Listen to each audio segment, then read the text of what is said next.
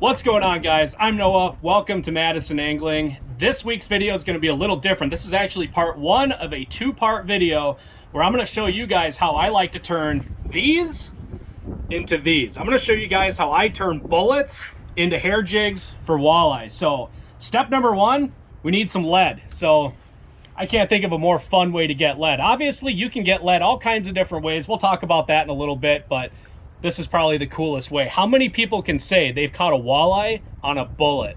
Probably not too many people. So let's plant some seeds, we'll dig them up, and we're gonna make some jigs the fun way. Here we go.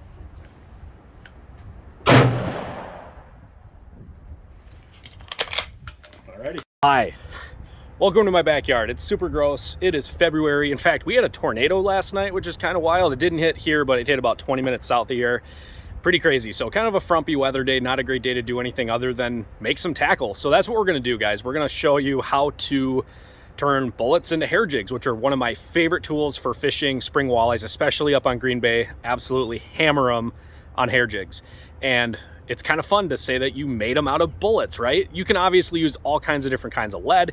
You can use wheel weights, lead pipes, battery terminals. There's all kinds of ways you can get lead. I just think making them out of bullets is kind of fun. So we're going to start with that part of the process. I have some leftover reclaimed lead, just a handful of bullets, probably a couple pounds worth. I'm going to show you guys really quick how I kind of clean these up, melt them down into something useful, and then we'll get into actually making some jigs. I'm going to kind of burn through this part because it's actually really simple, pretty self-explanatory. There's tons of videos on the internet explaining how to do this, so I'm just going to kind of burn through it, give you guys a really quick rundown, and we'll get right into actually making something. So here we go. Alrighty, before we actually throw anything in our scalding hot cauldron of death, quick PSA, we are using molten metal. This is incredibly dangerous. You can burn yourself very, very badly. So before anything else, I have boots on, pants, I am wearing long sleeves, I have some welding gloves, and I have a hose nearby. So don't do this in a dangerous manner. This is incredibly dangerous stuff. Please be careful. So for the ingredients, we have lead. You can see we got all kinds of different stuff in here. And wow, there's a purple bullet. That's kind of weird. Anyway, all kinds of different stuff in here. You need to clean this stuff up. So there's a few different ways you can do this. We are using a crusty old turkey fryer and a crusty old Dutch oven. We got that thing ripping hot. I actually threw a little piece of lead in there and it's already melted, so I think we're hot enough. I have a little strainer spider thing for skimming all of these slag and jackets out of our cauldron of molten lead. I have a cheap little aluminum pan to throw all the slag into. I have a really rad mini muffin tin thing that I got for like $2. We're gonna pour our lead into this, so we'll have clean little ingots of lead to work with, and a candle, just a cheap little dollar store paraffin wax candle that we're gonna use to flux the lead and actually clean it. So step number one, hot pan. Step number two, add bullets. All right, we got our bullets starting to melt down here. So while they are cooking, I'll talk a little bit about why we're doing it the way we're doing it here. So could you put it in one of those little electric ladles that you can also pour lead out of? 100%, absolutely you can. The one thing I would recommend not doing is using a Lee production pot, which I'll show you in a little bit, which is what I actually use to pour jigs and weights and stuff into the molds. The reason being the way that thing works, it's gravity fed, and all of the contaminants, so we have jacket, we have clay, we have dirt, we have all kinds of contaminants in here. That stuff can clog that pot up and just completely ruin its ability to flow lead clean, and it kind of screws up your ability to pour well too. So I like to just do it out here. I do it outside, so we have plenty of ventilation. You don't want to be inhaling any of this stuff, obviously. And so we're gonna let this melt down. The process is the same if you're gonna use wheel weights, lead pipe, doesn't matter. You still wanna melt it down, flux it, get as much of the contaminants out as you can to get some clean lead, pour it into manageable sized pieces, which we can melt down in our production pot and actually use to make whatever product we're making. In this case, we're making jigs. So you can see that lead starting to melt. I'm gonna give it a little stir here, let it do its thing. We'll check back in just a second. All of our lead is melted. It's kind of interesting. You see all the jacket and stuff here? It's all actually floating, which is kind of cool. It's weird to see metal float. But obviously, lead is very dense. So the clean lead sinks to the bottom. We're gonna pull all the slag, all of our jackets out, throw it on our tin here. And you'll notice already, even just pulling the jackets out of here, we're already starting to see some kind of decent looking lead.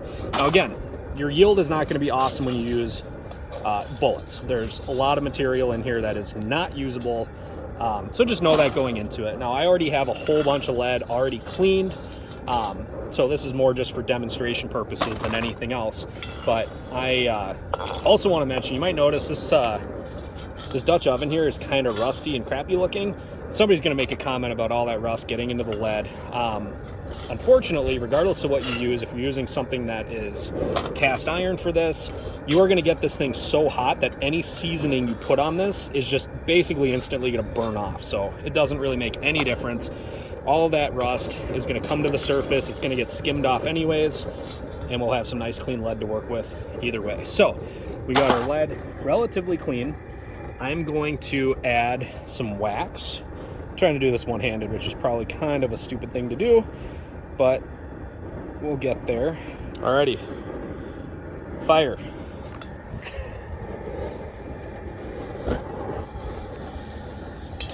It's the fun part. It's like hibachi, but lead, and it's not good for you.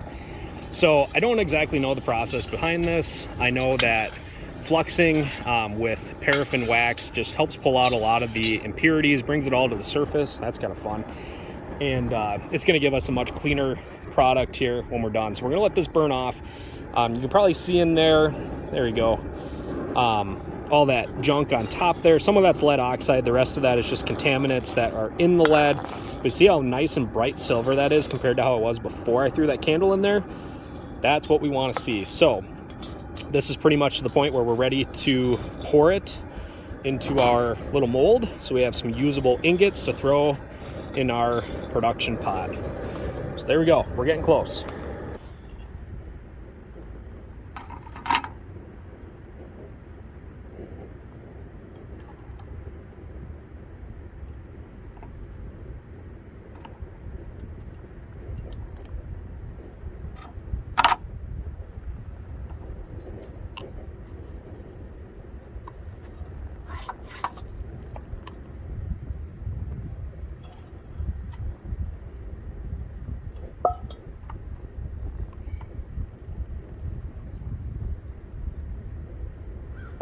Alrighty, there we go. So I'm obviously doing this by myself, so it's a little sketchy pouring this stuff, but you can see we got our hot lead in our muffin tin. I'm gonna let that stuff cool for quite a while before I try to handle it. Each of these are probably close to half a pound or so. So we're gonna let these cool. I already have some ready to go, so we are gonna head inside and we're gonna go make some jigs. Alrighty, welcome to my super messy garage. So I'm gonna give you a quick rundown on how we have everything laid out here. And there is kind of a strategy to having all this stuff laid out. So we are going to be making these guys. These are teardrop style jigs. These guys here, if it'll focus. Focus, there you go.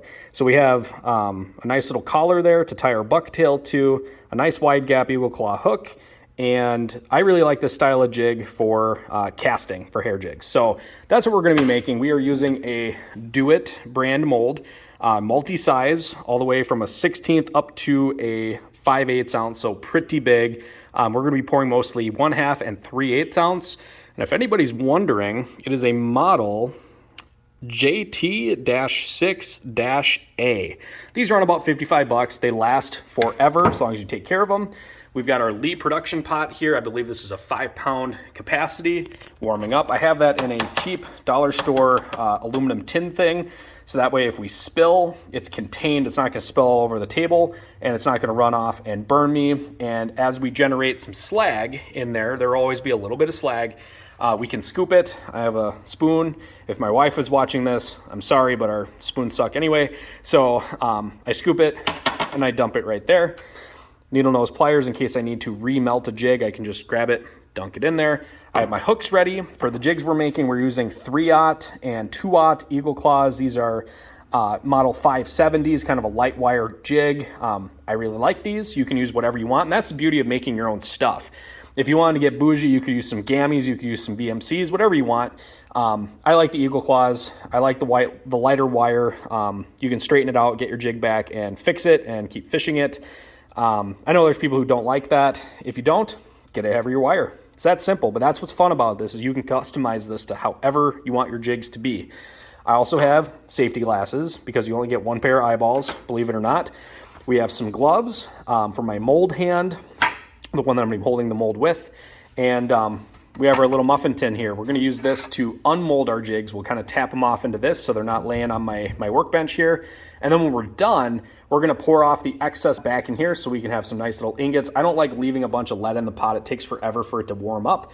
So I like to pour the excess back out into this, let it cool, and then we get back down to our more manageable little nugs of lead here. So I'm going to load up the pot here, get you guys set up, and we'll run through actually making some jigs. This is the fun part. This is where it gets really, really fun. Okie dokie, step one, we're gonna preheat our mold. So why are we preheating that? If you have a cold mold, I'm gonna try to get in here without getting burned. If you have a cold mold and you try to drop liquid metal, particularly lead, something that cools really quickly in here, it's going to cool before it gets a chance to make it to the bottom of the void in the mold. So you're not gonna get a complete pour. So the warmer the mold gets, the more complete the pores tend to be. So one way to speed that up is to actually throw the mold right on top of the melting pot here. And obviously by pouring lead into it, it's gonna warm it up too. So often, usually my first pour or two are gonna suck. They're not gonna turn out great. Sometimes they do, but I kind of expect that to happen. So I may end up remelting a couple of jigs from my first pour, not a big deal, but usually once that mold gets warm, you're good to go. So our lead looks plenty warm. Our mold should be warm. We're gonna load this up with some hooks and we're gonna make a pour. Here we go. I've got my mold sitting here preheated. Obviously preheated, it's going to let the lead flow better. You're gonna get fewer voids. I did already throw a few jigs through here. I had one crappy one, which I'm gonna show you guys here. There you go. That's what a crappy one looks like, kind of an incomplete pour. So anyway, we're gonna load up our mold here. So we're gonna do some 1/2 ounce and 3/8, and we're actually gonna do some 1/4 ounce too. So the 3/8 and 1/2 are what I use most of the time for snap jigging and a little bit deeper water. And then when the fish are up real shallow, I will go to a 1/4, even an 1/8 ounce in some cases. So we'll go ahead and do a 1/4 ounce here as well. So we'll close up our mold, make sure we don't jostle it around too much, and here we go. So we want to fill it basically all the way to the top here. We want the lead to kind of overflow to ensure that we're getting enough material in that void. So go ahead and pour, pour, and pour. So this stuff sets up really, really quick. That's already hard. We can crack this thing open. Obviously be careful, they're very hot, but we're gonna go ahead and crack this open. Oops, there goes a jig. Crack this open and it looks like we've got pretty complete pours all the way across the board here. So our 3/8 here, check that guy out. Beautiful, that's a perfect pour. How did our 1/4 turn out here? That was so eager to jump out and show itself to the world. If it'll focus, I'm trying to do this one-handed, it's a little tricky. Looks great. And our 1/2 ouncer here looks pretty darn good. So I'm gonna go ahead and keep on pouring some jigs here. And while I do that, these are gonna cool. Then we'll dive into how we clean these up and get them ready for paint. All right guys, our jigs have cooled down. We got them here ready to go. So you notice we still have that sprue attached to the jig here. So all you need is a pair of pliers. I'm gonna take these pliers, grab the sprue.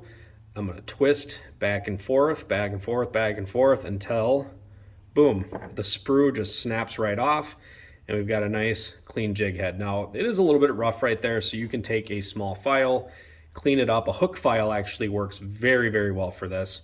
Give it a couple of little passes with your file, clean up those rough edges, and there you go. We have a beautiful jig that is ready for paint. So I'm gonna go through, clean up all these jigs, and then it's paint time. Now we are ready for powder paint. So for paint, we are using the Pro Tech brand powder paint. This is kind of the standard for most jigs.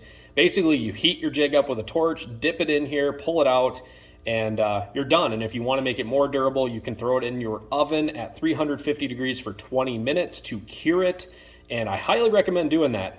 You can do this in your oven in the house as long as your significant other does not care. Otherwise, get yourself a little toaster oven, works great. So I just do it in my oven in the house, not a super big deal. And you notice here I got kind of a weird little setup. This is actually a fluid bed. This is a homemade fluid bed that I made out of some Schedule 40 PVC, a piece of printer paper, and a little plastic valve I got on Amazon, and it runs on an aquarium pump. And now the reason I'm using this is I'm going to aerate the paint. And you'll see what I'm talking about here in just a second. I'll bring you guys in a little closer to get a little better look. So I'm going to open up this valve very carefully. And essentially what this air is going to do, it's going to kind of bubble up a little bit. It's going to be a little messy at first, but see how it's kind of moving and that powder kind of looks fluid now? What that's doing is it's going to help give us a nice even coat when we dip the jig. So basically what I'm going to do is I'm going to hit this jig, which for just a few seconds with my butane torch, I'm going to go boom down into the powder, pull it out, give it a second to kind of set up, and then set it aside. And basically when they're cool to the touch, once I get through all these jigs, I'm going to do a big run of purple here. I really like purple. This will be a nice deep purple over that bright silver. Once I'm done with these, I'll throw them in my oven and bake them off, get them cured, and then you're done. You've got yourself a walleye jig that you made out of bullets. So I'm going to fire up the torch here, and I'm going to show you guys how to paint these guys. So again, I'm just using a little butane torch. You probably can't really see that part of it. That's one of the joys of doing this by yourself, filming by yourself. So I'm going to do the best I can to show you guys this, but it only takes a couple of seconds. You don't want to spend too much time in direct heat on the torch, otherwise you will actually start to melt your jig, which is no good. And by the way, this fluid bath thing, guys, you can look up just a little swish, and that one I actually got way too hot. See how it's all kind of bubbly and junky? The lead actually started to melt on that one. I got carried away talking and I kind of screwed that up. So we're gonna set that one aside. We'll just melt it back down another time, and we'll redo it. Not a big deal. But anyway, this fluid bed, do you need one? No, but it does give you a much nicer finished product when you're done. It's just a more consistent finish. There's a lot of videos on YouTube. There we go. We'll let it kind of melt onto the jig. And we got a nice purple jig head. So I'm gonna set that aside, let it cool. We'll do another one. But anyway, there's lots of videos on how to make these. Each of these little beds, I have one for each different color that I like to use. So I've got black, char, white, gold, kind of a copper color, this purple. Each of these costs just a little over basically $3 a piece to make. Now, if you're gonna buy one of these, you're looking at something that's well over $100, close to $200 in fact. So make it. That's the way to go. That's kind of the whole point of this video, and I just realized I'm not really showing you guys the jigs. There you go. Hopefully you can see that. Nice deep purple, real pretty. It doesn't take real long to heat these up, so I'm gonna, since you guys can't really see it, so I'm on the heat. This is a 1/4 ouncer. I'm on the heat, and I'm always moving the jig. Never hold it still because you will melt it. Lead is obviously very soft, very malleable. Okay, we're going in the paint, a little swish, pull it out. There we go. Another nice, beautiful purple jig. Now, that smoking tells me that I did get that one a little too hot. And this all comes down to feel, guys. It just takes time. You know, I've been doing this for a long time. I started pouring jigs in college with my buddy Alex. Actually, a different Alex, one that you guys haven't met in the other videos. There we go. So it just kind of takes a little bit of practice. It just takes time. You're gonna screw up, and that's totally okay. And that's part of the fun, is when you get this stuff dialed, it's very, very satisfying. Alrighty, we pulled the old switcheroo. We got a new color here. So I believe this is called New Penny. It's another Pro Tech paint. And you see we got it bubbling away here. And I like this color for goby patterns. Anything kind of gold, copper looking, tie it up with some brown, maybe some tan hair, even some black. Anything goby on Green Bay is killer. So I'm gonna do a few of these. I do have to do more purple. Purple is probably my #1 color on Green Bay when it comes to hair jigs. Purple and black, actually, but the goby stuff has been pretty hot too. So again, guys, these fluid beds, very useful, very helpful, very inexpensive to make. Check out some videos on how to do that. I'm not going to link any in the description here, but just look around. There's all kinds of videos on hacks on how to make these things and make them very, very cheap. So there we go, guys. I'm going to do one more here. And again, you know, if I went into too much detail with this video, it would be a really, really long video and nobody would watch it. So this is kind of just the condensed version. So if you guys have questions or more specific things you want to know more about, drop some comments down below. That thing is just beautiful. A perfect 3/8 ounce. Oh man. And you could catch a walleye on this right now. Throw a piece of plastic on there. You could throw a minnow on it. That's a finished jig as far as I'm concerned. Now I am going to bake these again, 350 for 20 minutes to cure that paint. That's going to make them a lot more durable. But there you go, guys. In a nutshell, that is pretty much the program here. So we have successfully turned bullets, literal bullets that you watched me shoot this morning, into jigs that are ready to catch walleyes. So stay tuned for part 2, where we're actually going to turn these guys into hair jigs. So right now we have a finished jig. This will catch a fish, but we're going to turn them into hair jigs. I'm going to show you guys how I like to tie them up and how I get the most durable ties out of my hair jigs. So thank you guys so much for watching. Stay tuned for part 2. We'll see you on the next video.